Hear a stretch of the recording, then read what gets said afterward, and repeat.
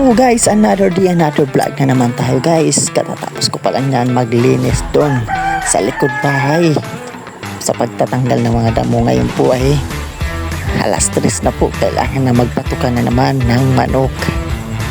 Iniwan ko muna yung gawain ko doon sa paglilinis ng mga damo, pagtatanggal ng damo, dahil oras na para patukain na naman ang ating mga alaga. So guys, isa-isa po nating linalagyan ng patuka ang ating mga panabong na manok.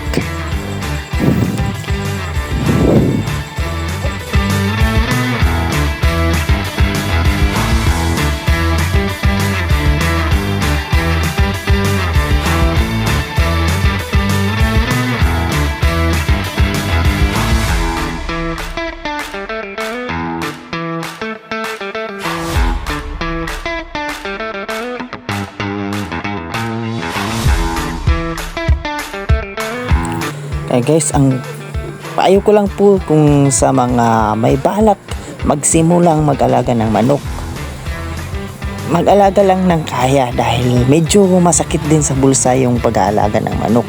Hindi naman pwede natin hindi patukain to, kaya masakit talaga sa bulsa, medyo mag-astos.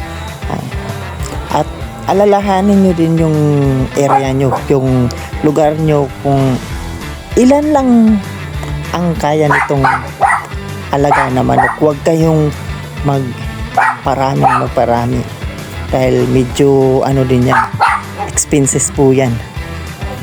Hindi naman masamang mag-breed, magparami ng manok, pero alalahanin din nyo din yung area nyo, yung gastos nyo sa patuka, dahil hindi po talaga basta-basta magpatuka ng manok. Ang mahal na ngayon ng patuka, kailangan din natin bawas.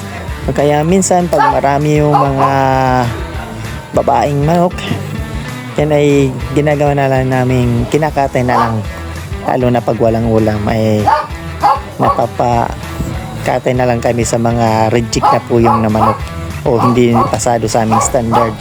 Kaya katay na lang, masayang lang sa patukay. Kaya yung may sasabi ko lang, kung mag-aalaga kayo, yung kaya nyo lang. Huwag kayong madali lang naman magparami, pero isipin nyo din yung lugar na paglalagyan ng yung manok. Dapat alalahanin din natin ang magiging nito sa kanila.